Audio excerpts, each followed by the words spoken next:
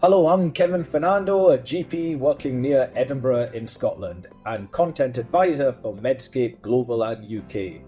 Welcome to our podcast, Medical Mentor, a bite-sized regular chat for all of us working in primary care.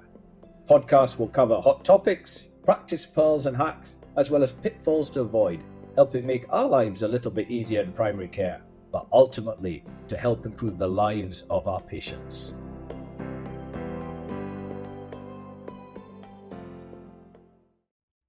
So, Linda, a 50-year-old hedge fund manager, consults you in clinic after her recent annual company health screen that detected 2 pluses of blood on a urine dipstick test. Linda is asymptomatic. She has no past medical history of note and takes no prescribed medications or any medications over the counter. Linda's health screen also revealed a blood pressure of 126/72 millimeters of mercury and a normal renal function with an estimated glomerular filtration rate, eGFR, over 60 mils per minute. She's a non-smoker and drinks alcohol within recommended limits.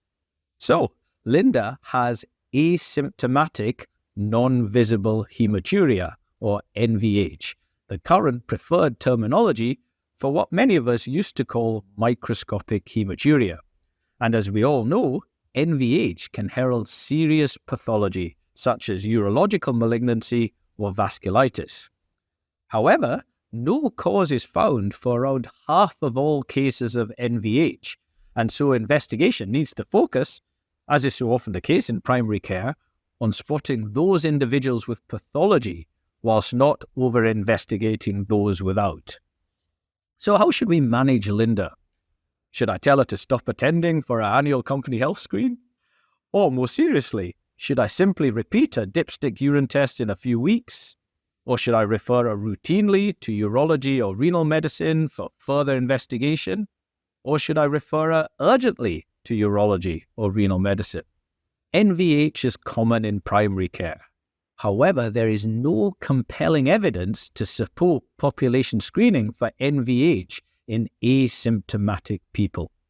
Prevalence of asymptomatic NVH in the United Kingdom is around 2.5%. Studies suggest 1 to 4% of individuals who screen positive for NVH will have serious underlying pathology, such as bladder cancer. Spurious causes of NVH include menstruation in women, physical exertion, especially long-distance running, sexual activity, certain foods such as beetroot, and certain drugs, including rifampicin. A key message for all of us in primary care is that individuals with persistent NVH require primary care follow-up to exclude progressive kidney disease. Persistent NVH is defined as asymptomatic NVH that persists for at least 2 out of 3 samples, separated by at least 2 to 6 weeks. We can ignore any trace of blood on urine dipstick. There must be at least 1 plus of blood on urine dipstick for NVH to be present. Additionally, it is of no significance if hemolyzed or non-hemolyzed blood is present on dipstick testing. Remember also not to leave the top of the dipstick container, or oxidation may occur, resulting in false positive results. If NVH persists, we need to undertake further history, examination, and investigation using our clinical judgment. This might include an abdominal examination to exclude an enlarged bladder, a digital rectal examination to exclude an enlarged prostate gland, or pelvic examination to exclude pelvic pathology in women. Investigation should include a full blood count to exclude anemia or other bleeding diathesis, urine culture to exclude urinary tract infection, and assessment of baseline renal status, comprising blood pressure, eGFR, and urinary albumin to creatinine ratio, ACR, or protein to creatinine ratio, PCR.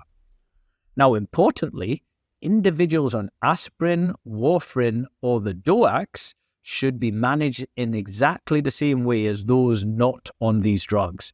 We should not attribute NVH to these drugs until more serious causes have been excluded.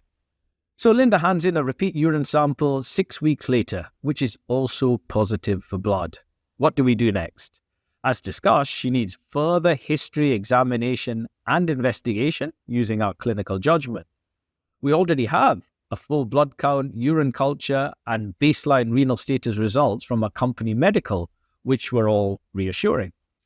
What we do next depends on the age of the individual. Current UK guidance recommends for those under the age of 45 years with normal baseline renal function, they need annual primary care monitoring of blood pressure, eGFR, and urinary ACR or PCR for as long as the NVH persists. And we should consider referral to our renal colleagues if urinary ACR rises above 30 milligrams per millimole or urinary PCR rises above 50 milligrams per millimole. We should also consider referral if eGFR declines below 30 mils per minute, or if there's a decline in eGFR of over 25% over the preceding 12 months, or if there's a family history of hereditary renal disease, such as polycystic kidney disease. This, of course, has workload implications for all of us working in primary care.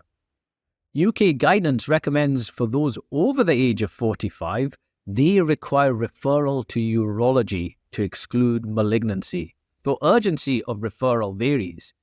Individuals aged between 45 and 60 with persistent NVH require a routine referral to urology, whereas those aged 60 and above with persistent NVH, in the absence of a urinary tract infection, they require an urgent referral to urology to exclude malignancy. There is no need for us to arrange primary care imaging. So Linda was subsequently referred for private urological assessment, which did not reveal any evidence of malignancy. However, she requires annual primary care monitoring of her baseline renal function for as long as her NVH persists. Linda needs to be under annual recall to check her blood pressure, eGFR, and urinary ACR or PCR, and referred to renal medicine if any abnormalities develop, as I discussed earlier. I should also inform Linda to report any new urological symptoms, for example, visible hematuria, which would trigger a further referral to urology with urgency depending on the clinical situation. So thank you all for listening. I hope you found this podcast helpful. Please do listen to our future Medical Mentor podcast, which will be available on all major platforms. Follow me on X, formerly Twitter, at Dr. Kevin Fernando, or email me on kfernando@webmd.net if you have any questions, comments, or ideas for future podcasts. Thank you again for listening.